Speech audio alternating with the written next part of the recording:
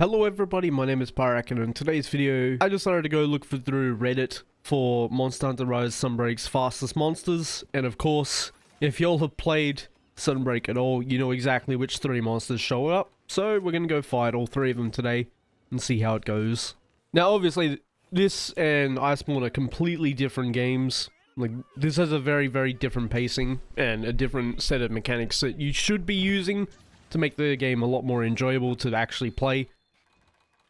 Main one, obviously use your counters. The monsters are fast, so you need to be fast as well. And you need to be able to hit them back while they hit you with their aggression. But yeah, of course our first one is Valstrax, and then Shigaru, and then Primordial. Who would have guessed, right? The 3 fastest are all the endgame monsters again. Which is kind of weird, because I personally think like Nagakuga and Tigrex are faster than these 2. These 2 just have way more annoying hitboxes. At least in my opinion. Especially this guy. Actually, I don't know. I'm comparing him to Shigaru. Shigaru is probably a lot worse. Just because of the hitboxes again. But yeah. Gonna go run into him with dual blades, because you can pretty much do this with any dual blade setup and you'll almost exactly have the same result. Regardless of like augments, decorations. Just a basic skill setup that you'd normally run with dual blades anyway. With either DC or Berserk, obviously. Because they're endgame sets, you may as well use the endgame sets against the endgame monsters. Kinda silly not to. That's alright. Get some damage. I'm trying to break the front arms there, so we can get a free topple, like we did earlier. Just wait a second here, because he takes off. There's the ambush. Also brought the followers just to speed it along a little bit. Y'all have seen me do this fight so many different times, so I may as well make it a little bit faster. I was a little early there, but it works. And topple? Yeah. Cool. Gonna keep hitting him in the hopes that we've beaten the damage check as well. Or like knocked him out of his state. I feel like we may have done enough, but we'll see. We haven't, that's okay. Spin. Run under him. You can counter all this with most weapons too. It's not just dual blades, but dual blades counter is extremely broken. It is like the most broken defensive skill we've ever seen, I think. Even more so than Valor, in my opinion. It is absurdly strong, how strong Sheathing Retreat is. Or, Shrouded Vault. I was thinking Sheathing Retreat because I played Lance the other day. Shrouded Vault is insanely strong. Oh, itchy. That slams me there, that's fine. Got Intrepid. I've also got healing bats, so I don't have to heal yet. Just chase him. There we go. And spin on the face. Vroom. Vroom. Beautiful. Unfortunately, that shock tripper didn't work. My cat tried to stun it off the knockdown.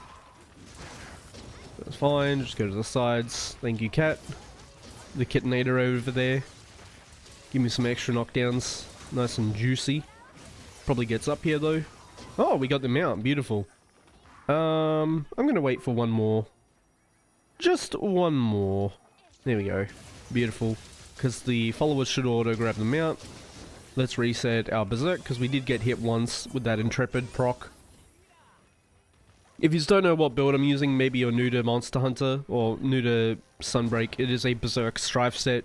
Pretty much, if I have more than 60% of my health as recoverable, which is what Berserk does, it just sets everything to recoverable, then I get infinite stamina as well as, I think, 20% affinity, if you're running the full level of Strife. It's very crispy. Knockdown? No? Okay, we must have already gotten it. That's alright. Whee! Okay. And yeah, Shrouded Vault's just insane. There's not a whole lot he can do if I just don't want him to. He's bound though, so he's choosing weird stuff, which is alright. Again, we kind of have the tools to deal with everything. Except him having no recovery time on that, because he's bound. That's interesting. No, sir. I was waiting for absolutely no reason there. I didn't hit any good hit zones with it, but that's alright. Diving? No diving. Orbs. That's fine. Orbs again. It was right under him because that's where I was. That's alright. Where are you going? I guess he wanted my cat? Yeah, I think he was poking the cat. That's, very questionable. He's doing this again. Just counter it. No, we staggered it. Did not expect that, but we take it. Cat with my heel. Wait for the explosion.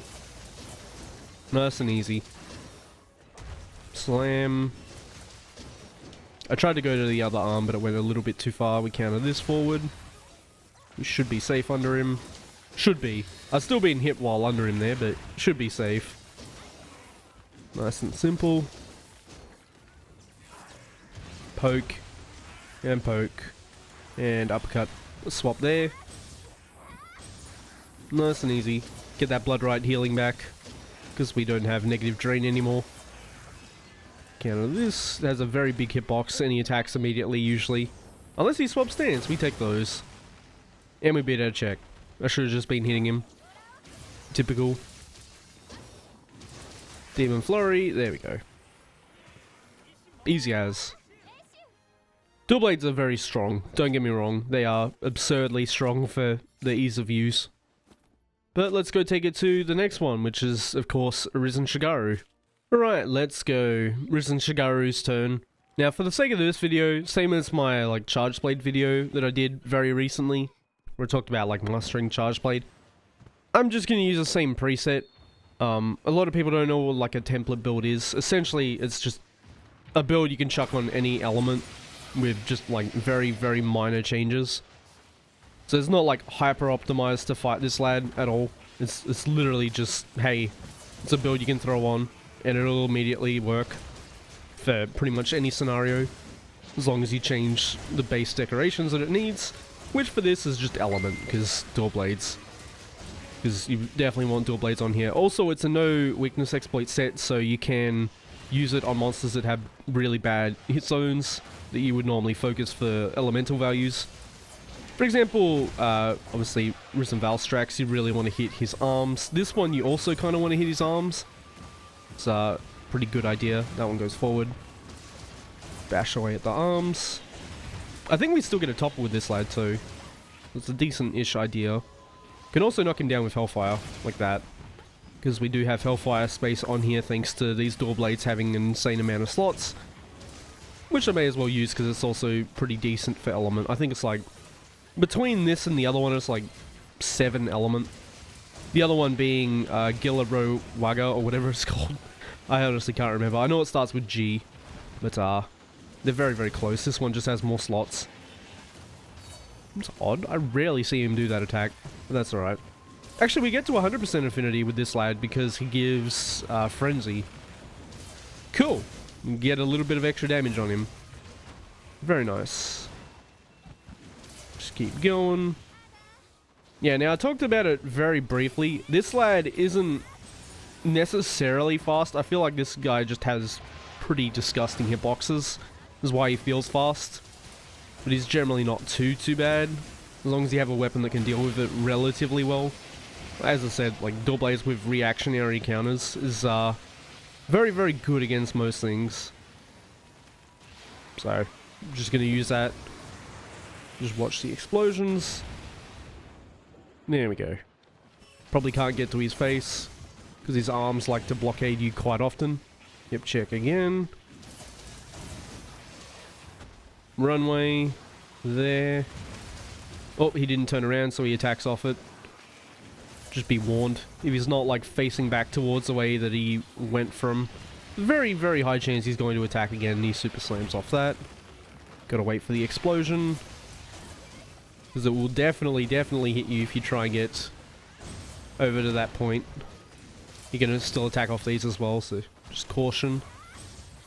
Use that Shrouded Vault, because you're not gonna have to spiral too much. Whee! No damage check? Okay, thank you, cat. He also doesn't stay knocked down too long, which I could definitely see why people think he's fast from that, because he doesn't stay down long. I think Shigaru's got like the smallest, or like the shortest amount of time that he stays knocked down. And that's just a thing that he has, is he gets up stupidly fast. And attacks off it usually as well. Good part break times. Unfortunate that I didn't expect him to part break, but good part break times. He's not facing me, so he can attack. That's fine. One run up sweep. That's fine with me. Get a little bit of time off that. Again, if he's facing towards where he came from like that, we get a hit. Ooh, beautiful. Again, my followers will take them out, and I'm only bringing them just to speed it up because I've done these fights probably... I know I've done them hundreds of times, but I don't think I've done them thousands of times. How did you... Okay. Thanks, followers. Ooh, we get Thunderblight. Let's go. Thunderblight's a free stun. You can tell by yellow starburst and like this shocky effect that they have that they've been Thunderblighted. It's basically just a free stun if you hit the face a little bit. No matter how much stun built up has been already done, should get it relatively quick. No, stance change. Counter. Again, just a very, very, very strong counter. What hit me? That was incredibly weird. But I guess that's Shaggy in a nutshell. As I said, he's got some stupid hitboxes.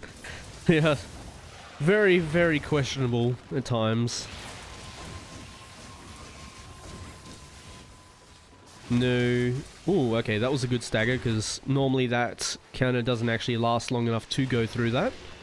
So we take those. He didn't super slam, which means he dives. He's facing towards us, so we get to hit him. He sweeps. Just missed me. He can attack off that sweep. Here comes a combo. What's he ending it with? Super slam? He only does it once because he's not 10% yet. Grab and just counter it. Again, reactionary counter. Insanely strong. Good stagger. Didn't expect it, otherwise I would have kept swinging. That's fine. Just get a spin. Nice and juicy. Alright, cool. Didn't expect a break again.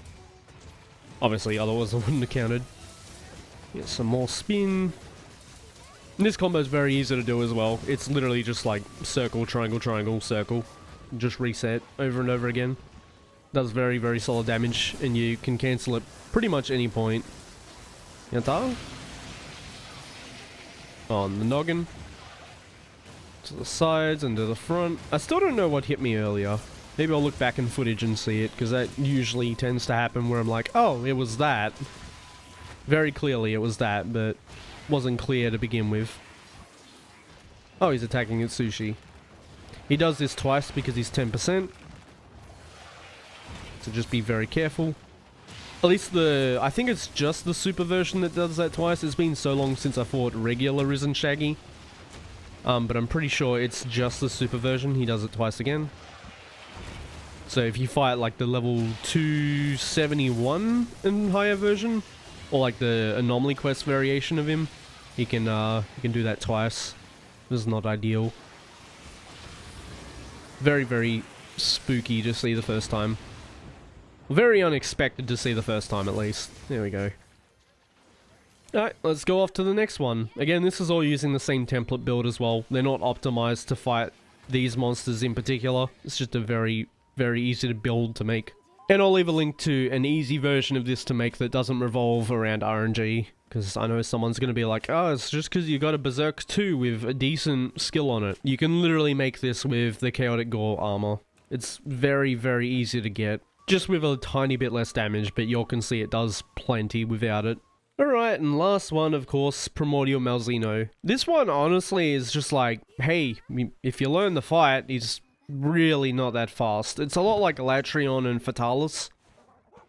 Well, in the sense that you're supposed to just learn the fight, he's really, really not that bad. And obviously, Dual Blades help to...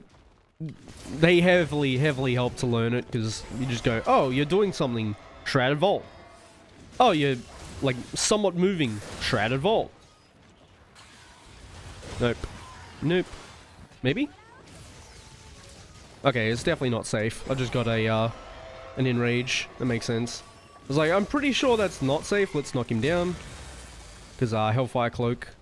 Aim towards the chest slash face. Because it all takes the, same, like, hit zone value. All counts as the same hit zone, basically, as his face. It was very crispy. Pokes, that's fine. 1, 2. I think I was a little too late. We got a good stagger. Lucky. No, sir. Again, poke or shield slam. He poked. Another spin. Again, hopefully I wasn't too late. Okay, that was fine. I definitely was too early last time. Poke. Sweep. Another one. You can land a lot of damage on that attack sequence in particular as well. So, yeah, if you want to... I should have just aimed at the body. It's alright, I don't even think you can land that, actually. I should just, like, avoid it. I was actually about to say, if you want to try and dodge that thrust, always go to the left, because it has a lot less tracking on the left. Also, I definitely needed to reset, because I've been hit like 4 times. Let's go to the face, get some more spin. Again, the followers automatically take them out. You don't have to bring the followers, neither do I. Just there to speed them up in case you've skipped to this section for whatever reason. Want to see like Primordial Fort with dual blades.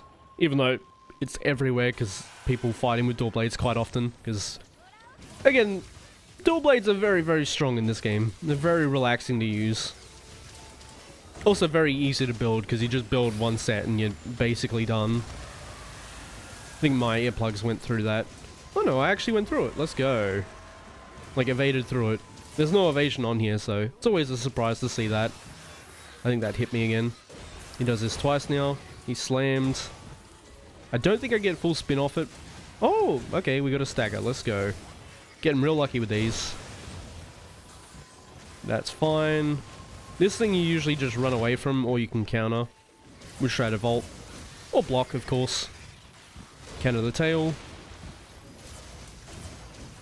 He's doing weird stuff because he's bound. It's usually not like that. But I guess we got him out of it anyway. Some more spins. I've still got healing bats from one of my cats, so I don't have to swap scroll yet. Just keep doing damage. Also got Blood Right on here. I think like 1 level of it should be more than enough to keep up with like getting hit once. We are more than safe. And again, I've got a Y-Bug, so I'm more than happy to just stay aggressive there. Slam. Nice and simple. Again, he's still bound, so very weird options. Is that last phase? It is. This combo in particular, people think is really scary and fast. These 2 sequences literally do not change. He always does exactly the same thing. So if you're ever struggling in this last phase, literally just pay attention to what he's doing. You can walk away from all of it pretty much. And then he does the uppercut into the cross slash. And then the one where you go forward instead, or you go above it. And then he does the explosion. That's it. And then you just get to hit him. This is the normal sequence that he does. He's got another sequence he can do with, I think it's only the hazard version, but it's also not too hard to deal with. It's actually a little bit easier because you just put the weapon away and you can dive everything he does anyway. I don't think I get time off that. I definitely don't, but I got a stagger. Let's go. Go under him or to the left, which I did neither. That's fine, it's not his nuke because he didn't back up. Nice and juicy. Not double thrust. Again, go to the left if you can because it tracks a lot less aggressively. You can also tell when he's doing a nuke because he'll back up. That's the easiest way to tell if he's actually doing it. Is he'll back up like this. Oh, he was about to do it. There you go, there's a Primordial down as well. Again, I'll have a link to a video that makes basically the same build without RNG.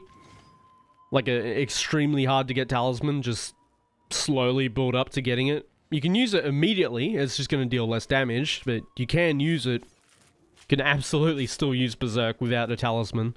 Also keep in mind, if you think this is just dual blades doing its thing, I've also done videos on all these fights with the other weapons. It's not that bad. It just takes learning. And here is the build, of course. Mine is a pretty semi-optimized set. As I said, it's a template, so you just chuck it on, it'll work on every monster. You just change the element. Using a Berserk 2 with 2 slots, but I'm using them as 1 slots. And here are the skills and decorations. Of course, all the green numbers are from decorations. If you wanted to screenshot there, and there you can. This is a no weakness exploit set. So it's good at attacking parts that are below 45, so you can't activate weakness exploit. like Valstrax and Shigaru, for example. There's a good handful of monsters that you can't get a weakness exploit spot on a good elemental hit zone. But again, I might throw it up on screen. I'll probably put a link in the description. There is a build like this that you can get without that talisman very, very easily. I think it's like Master Rank 6. Well, everybody, that was going to take on Sunbreak's fastest monsters, according to Reddit once again, but this time for Sunbreak. As always, thank you so much for watching, and I hope to see you on the next one.